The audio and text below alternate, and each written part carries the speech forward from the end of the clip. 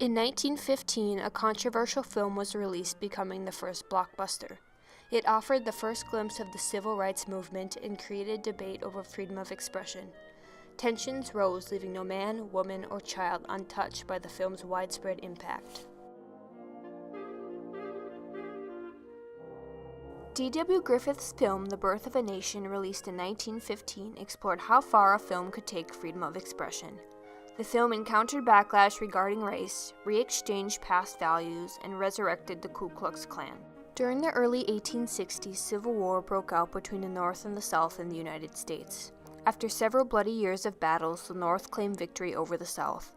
This meant that the United States would remain one country and slavery would be abolished.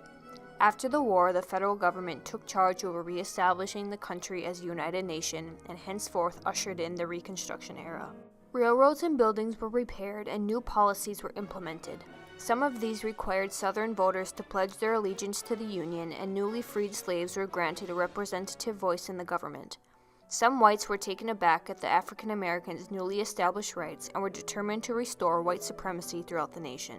This mindset is what brought about organizations such as the Ku Klux Klan, also known as the KKK. Before long, the organization had spread throughout the South. Pushing to restore white supremacy, blacks were the obvious target of the Klan's terrorism. Due to corrupt leaders and conflict amongst members, the KKK soon led themselves to near extinction by 1869. 50 years after the American Civil War, citizens of the country were still reeling from its effects.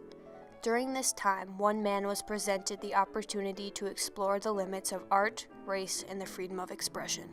Inspired by the book The Klansman and his own father's Civil War experience, filmmaker D.W. Griffith created one of the most controversial films of all time. Griffith began his career in 1908 when he started acting and directing many short films for the New York companies Edison and Biograph. He was known for his innovative filming techniques, and in 1914, Griffith became head director of Reliance Majestic. It was under this company that Griffith independently directed his first major noteworthy movie. Titled The Klansman and later renamed for its world premiere, The Birth of a Nation was considered so epic it became known as the first blockbuster film and led to the creation of Hollywood. The Birth of a Nation premiered in New York on March 3, 1915. The movie portrayed the Civil War and the following Reconstruction period. It glamorized and romanticized the war and the KKK, inaccurately portraying the events of Reconstruction. The movie was so convincing that it left the audience assuming the story depicted on screen was historically accurate. It even persuaded Woodrow Wilson, as he went on to say in a White House press release, it was like writing history with lightning. It should be mentioned that all major black roles were done by white actors in blackface because they were thought to be incapable of playing their own part. This portrayal dehumanized blacks, making them appear animal-like and violent, tarnishing the image of African American citizens. Although the film was widely praised, it encountered backlash. African Americans and their sympathizers were appalled at the film's portrayal of them. Protests broke out, calling for a ban of the film from theaters. Dick Lair, author and professor of journalism at Boston University, explains further. The film came to Boston in April of 1915. There was a fairly fast and well-organized protest that developed against the movie. And at the forefront was the civil rights leader and newspaper editor, William Monroe Trotter. And they had fought for weeks, along with the local branch of the NAACP, to try to get the movie not, kind of banned from Boston, not even to open up. And there were hearings and whatnot. They lost, and the film did open. On April 10, 1915, Trotter and 2,000 of his followers marched to the house of the Massachusetts Governor David Walsh to try and convince him to prosecute the theaters who showed the film. Instead, Walsh passed a new censorship bill which required a judge to look over the movie to see if any scenes were offensive. The judge ruled that only one scene violated the law. Griffith was forced to remove the certain scene, but the movie continued to play in theaters around the nation. Unhappy with the results, Trotter and his followers pursued yet another censorship law in the state of Massachusetts. Trotter testified in court and succeeded in convincing Walsh to sign the new censorship guidelines into law. This law would establish a three-man censorship board that had the power to revoke theater licenses if a movie was shown that was previously deemed inappropriate. Together, Trotter and the NAACP crusaded against the film, giving the NAACP its first real cause. They petitioned for The Birth of a Nation to be reviewed by the new Movie Censorship Board in Massachusetts. The board had to ask themselves, does a film have the right to be racist, or is it more important to censor racism? Ultimately, the board declined to ban the movie, disappointing many opponents. The movie had already been denied release in multiple cities such as Chicago, Denver, Minneapolis, Pittsburgh, St. Louis, and the entire state of Kansas. The movie ended up becoming most popular in Boston, contradicting Trotter's goals for the film. The major newspapers only generated more interest in the film when they covered the African Americans' protests against it.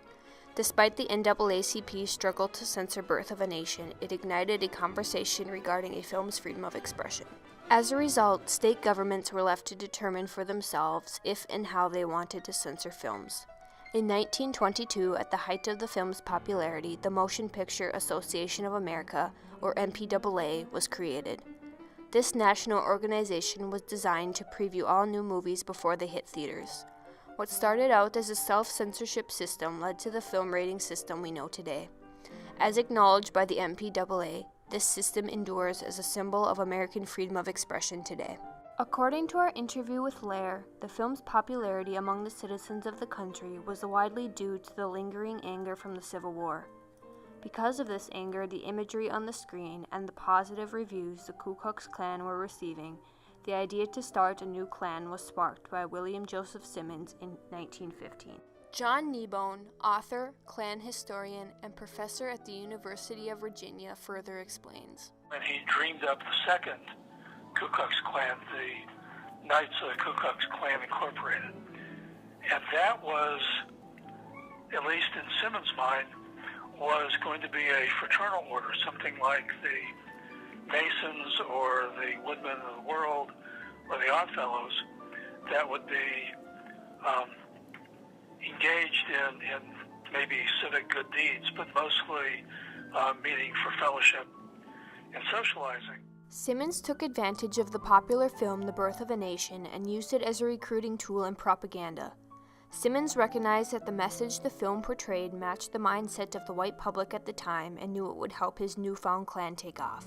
Due to the romantic portrayal of the KKK in The Birth of a Nation, Klan membership rose and peaked in 1924 with an estimated 4 to 5 million members. Directly correlated, violent acts by KKK members also rose as membership increased. This is because the film portrays lynching as a positive act, which explains the continuation of lynchings and other hate crimes towards African Americans in the years to come. Years later, Lair infiltrated the KKK for a story, and the movie was still being used. The leader at the time, David Duke, was trying to recruit new members. Lair commented that Duke was providing racist commentary as the film was shown to encourage new members. Since then, the KKK has become an underground organization with little influence on society and seen as shameful rather than being high and mighty. As the film passed its 100-year anniversary, The Birth of a Nation is still receiving attention for its controversial ideas and cinematic success. There have been dozens of articles discussing its influence 100 years later, using phrases like, "still great, still shameful," "the worst thing about Birth of a Nation is how great it is," and "epic film embedded bigotry," presents the complex, contradicting impact this film has had in America regarding freedom of expression, race, and art. This coincides with the rise of the Black Lives Matter movement, the removal of the Confederate flag and icons of the Confederacy from the South, and continual racial tensions throughout this nation. In January of 2016, at the Independent Film Festival Sundance, Birth of a Nation premiered yet again. This time, however, it featured the story of Nat Turner. This new Birth of a Nation film further promotes a conversation on race and expression in this country. The film's director, Nate Parker, remarked, "I think that until we're able to look D.W. Griffith in the eye and his racist propaganda film that set the tone and pace for America's cinema and American thought, until we're willing to challenge the foundation that we stand on, we're going to have problems for generations to come." As offensive and controversial as the first Birth of a Nation film is, it is still a valuable piece of art that can be used as an educational tool.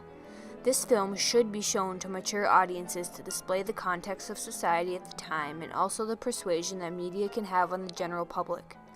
No one denies that The Birth of a Nation was incredibly well made. That's actually what made it so dangerous. If it was terrible, then it wouldn't have worked.